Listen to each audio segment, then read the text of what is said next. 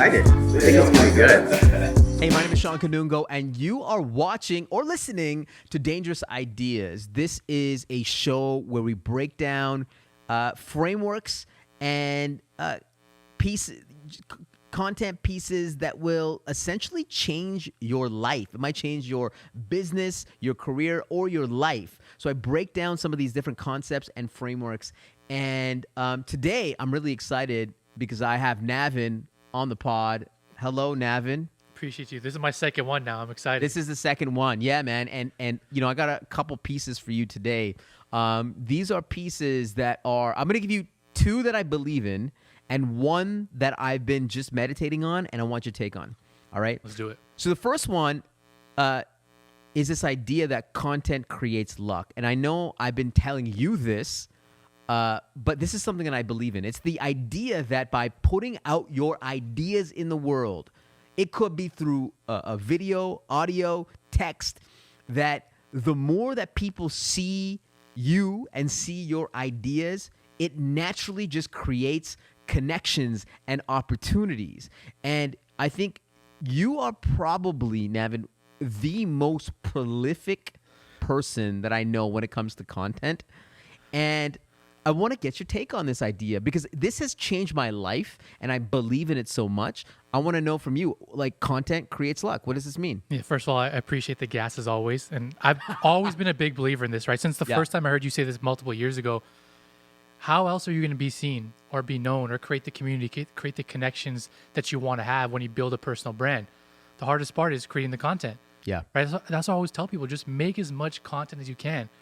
It could be crappy. It could be good. Okay, but let's talk about this a little bit because crappy content, it has to be good. It has to be at least 90%. This is what I'll say no? because I always say 90%, whatever percent of people, they aren't as good as making content as we are because we have reps, we have opportunities. But I was not good at making content when I first started. So when I say bad, what I mean is just put it out there. And over time, you're going to get better, get better speaking on camera, editing, all that kind of stuff. Your cues will get better. But just start because people are afraid to put out shitty content. 100%. 100%. There has to be something to the point where, you know, whether you're writing or you're putting out something around audio or you're running an event, whatever it might be, that at least you should be somewhat proud to put it out. You know, even though it sucks, at least you should be proud to put it out. Because I'm not a big fan of people just, you know, getting on a camera, like on their phone and just like having no idea what to talk about.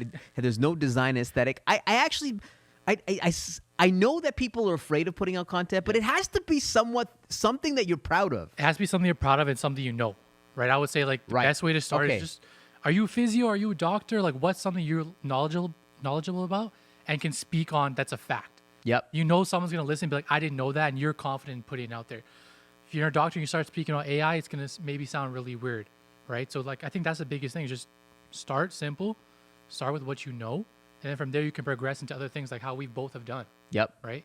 So give me I want a specific example of where you have seen content creates luck. And before you dive in, I'll give you some examples that happen to me like on a daily or weekly basis. Yeah. So obviously, you know, some of you might know me. I do these things called keynotes. I do these presentations to clients.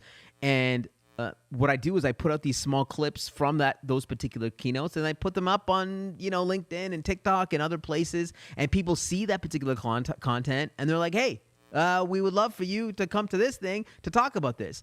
Even this week, I was going to Halifax and I was sitting down on the plane and a guy, he comes and sits beside me. He's like, hey, are you Shawn Kanungo? I said, yeah. Yes. Said, oh, man, I see your stuff.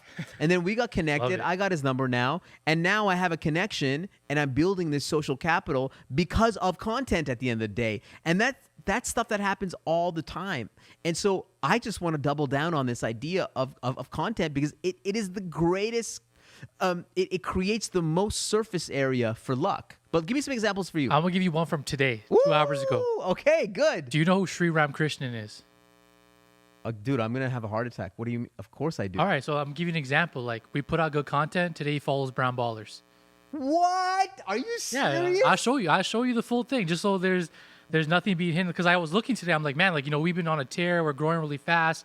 starting to have some cool things happen. And then all of a sudden, I'm like, this Dude, can't be real. This has to be. Are you serious? This has to be a doppelganger. And he literally followed us today. Did you message him?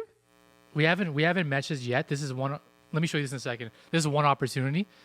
Dude, The reason I'm saying that I'm is shook right now. the reason I'm saying that is because with everything we've been doing with Brown Ball in the labs speaks for itself. Yeah. We put out so much content that everything given to us has been luck when me and Dev talk about it. Because like some of the things we've done or had the opportunity to do, like when we sit back and think, like we're like, man, we're lucky to have had this NBA player hit us up, or like how every NBA player follows Dev, for example. Yep. He's talking to Kevin Durant. He's talking to Kyrie consistently every single day. Yeah. Why? Because he puts out the content that they love. He's created his own luck by being who he is. Yeah. Same with our events. When Mario Chalmers first came to us, it wasn't because anything else. He only saw the event. He didn't really honestly like know in the lab. He's like, I've heard this. I didn't see it. I saw this clip from this event. And I was like, that's what intrigued me. Yeah. Right? And I have like a million opportunities or ideas, but even for myself personally, it's just like you, it's like, So it's always happening. can you go back to Sriram Krishnan? So he followed you guys? I'm trying to put my mic down. So hold on. Let me get the verification here. Cause like I need to like make this a real thing. So for those of you who don't know who he is, and most of you who won't know who he is. All right. So that's him, right? Wow. So most of you won't know who he is. He is he's a technologist. He is he's been part of AC16Z. He's signed by CAA. Yeah. Him and Arthi have an amazing podcast that I listen to. He is one of the most well-regarded, I guess, innovators and technologists in the world. And to me, I actually think that he was going to be touted as maybe even one of the next replacements to be the CEO of Twitter. He was. Yeah. He absolutely was. So, and he's such a smart guy. I love his podcast. And you know what's funny? I emailed him. I swear to God, I emailed him a month ago, and I said, "Bro, I just want to say that I love you. Like, I want to say that I love your pod. I love what you're putting out, and here's some examples of things that I want to hear more from you." He never got back to me, but this is, no, he did get back. He said thank you. He actually said thank you. Okay. What do you want to hear more about? And then I said this, and then I didn't hear back from him again. But all this to say is that I love him, and that the fact that he follows you angers me.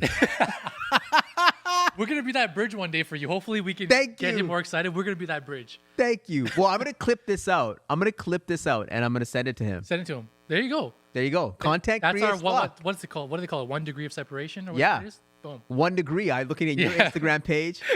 Well, you gotta put him on the pod. You gotta get him on the Brown Ballers pod. Baby steps. First, I need to understand the follow, and we need to put some stuff. Maybe we need to post him first. Yeah. Get him more excited. But Well, you know what? I'm really impressed with what you guys are doing with Brown Ballers, and that algorithm loves you guys right Yeah, now. right now it's crazy. You guys have hit it. It's really beautiful. No, the content is amazing, and Thank you. I love what you guys are putting out.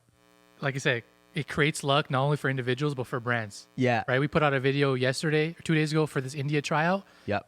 We're at like 7,000 shares. Like it's our best video so far. We've got like 1,500 new followers in like 2 days. Like Yep. those are small numbers, but it's like it just shows like no one knows what to expect when you create a piece of content. To be honest, Totally. just like your TikTok stuff, you don't know what's gonna pop off. Never. You put it out and you just see where the world takes it. Totally. That's the beauty of the creating luck side. Totally. And the TikTok comments. Woo, man. That never go wrong with TikTok oh comments. my God. And it actually teaches you, when when a post goes crazy, when half the people are like, they hate it. Oh, yeah. They're like, oh, this guy, blah, blah, blah. The best for me is when they start fighting in the comment section. I'm like, that's great, Yeah. man. Our algorithm's going to boost so much because of this, and just keep going. I love it.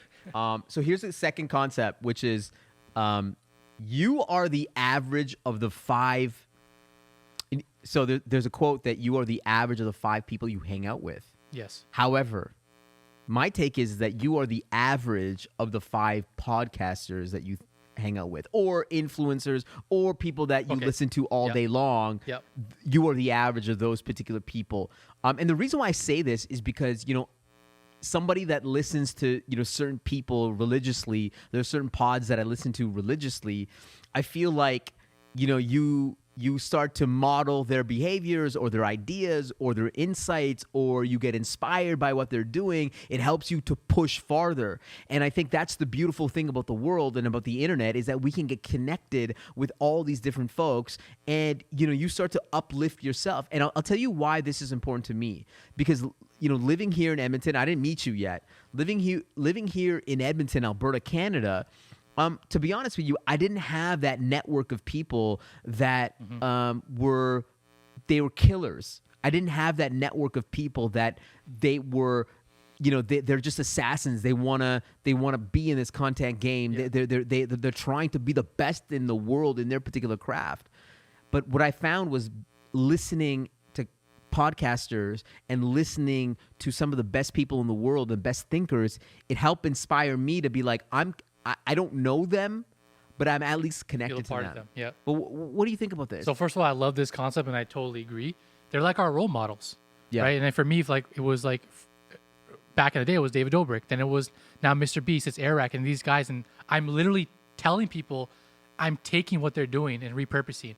Or I'm taking what I saw him do in this video and trying to learn from him in some type of way. And same with podcasts. Like, I do listen to podcasts to step outside of, this might be a little bit deep, step outside the world of what Edmonton is. Yep. And find myself immersed in people and cultures and communities that have nothing to do with the city, because they're actually doing really dope things. Yep. And that's how I get my inspiration, my motivation, or I find new ideas. Because like you said, the biggest thing and the reason we have this space is because I want to do this more. Yeah. I want to find more people like us, but I don't know if we're looking in the wrong places or if they're not here. Because I feel like that's what we need to cultivate this even further.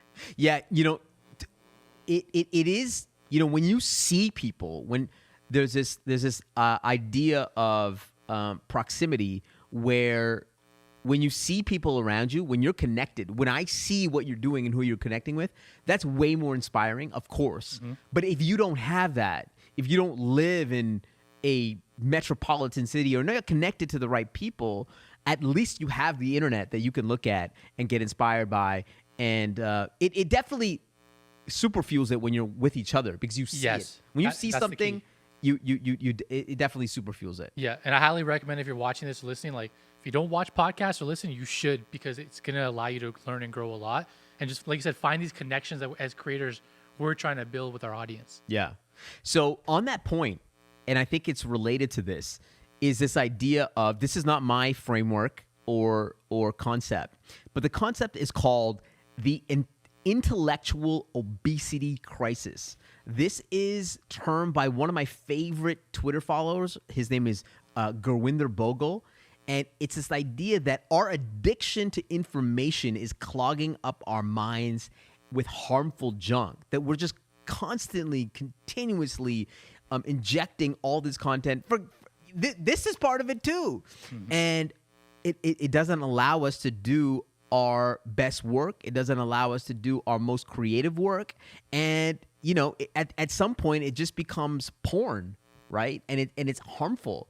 So give me your thoughts about this idea of intellectual obesity crisis, and I'll give you sort of my thoughts. Yeah, so first of all, I love the name of it, whatever the intellectual coiner, obesity crisis. It's unreal. It makes a lot of sense. I've never heard it before, and I'm intrigued by it because I do agree with it. I feel like I've heard it maybe said in a more simpler term, and I agree because there is so much stuff going on. Even if I just give two examples, even just like looking at the AI world, every single day there's something new coming out, and for me, I'm actually like overwhelmed because I thought I was just learning ChatGPT, and then AutoGPT comes out, and now I'm over there. And then Adobe Podcast, and then this comes out, and it's information overload, because like, where do you focus? How much can you actually absorb and be able to utilize? And on the flip side, from the creator perspective, if you just look at like In the Lab as a basketball brand, there's information overload from every single area, because think about how many basketball creators there are. Yeah. Think about how many basketball brands there are. And it's like, I always think, okay, Dev, like, how do we become the top 1% or whatever the top is, that top 5%? So that we don't have to worry about everyone else. We don't have to worry about that noise.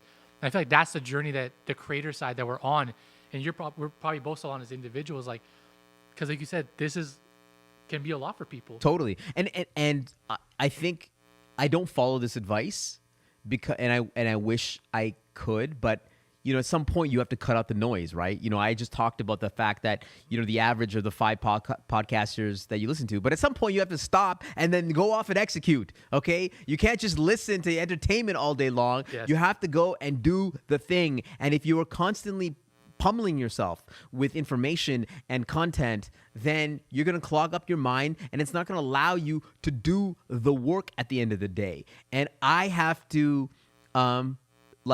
deliberately, take that time to take that drive and say, I'm not going to listen to anything. I'm not going to put anything on. Just let me just meditate on all the learnings that I've had this week and figure out what my next moves are going to be. Something that's underrated is silence. Yes. Because like you said, that's how you combat this information overload. Like, I don't listen to podcasts every day or music every day, because I find when I do that, it's like just running through my mind all day. Yep. A thought or a song or a lyric. So like the silence for me is important. That's why I go in the office, or when I come here and no one's here, I put my AirPods on. Yep. No song, no music. It's just like, because it has that noise cancellation, I can feel like I can lock in and listen to my thoughts or what I want to do better and execute them. Because that's what it comes down to. I know. And I this is something, and I'm bringing this up. The reason why I'm bringing this up is because I am bad at this, because I am addicted. As you guys know, if you're following this pod, I love bringing in things that are relevant and topical. I love diving into what's new, and because I love pop culture. I love the world. I'm curious. I'm hungry. I want to dig into everything. So of course I want to hear the latest and greatest, but 99% of that doesn't matter. It's fluff. The conversations don't matter. And I've become better at it, because I remember, for example, Trump, there's this lot, he got arrested, or, this was a number of weeks ago. And I'm like, you know what? This information, this is not important to me. Although a couple of years ago, I would have been, I want to consume all this information. I'm like, this is not going to aid my life at all. So let me just put this away and focus on the things that actually matter. Something I really like about this one is we had 3 topics. Yep. All relatable, all quick, all great, some funny bits, but I feel like everyone can relate to it or take something from it. Even I already forgot the terminology. The intellectual obesity crisis. That's something I think people should look up and understand, because it's consuming us, and you are probably being consumed by it without even knowing. 100%. So I just feel like this is a great format. Yeah. Well, listen, I want to thank you so much for coming on Dangerous Ideas. We're trying to get our bearings around this, and I can't wait for us to launch this. We've already been launching all the episodes, but we've been doing it low key because we want to make sure that we figure out what we're doing.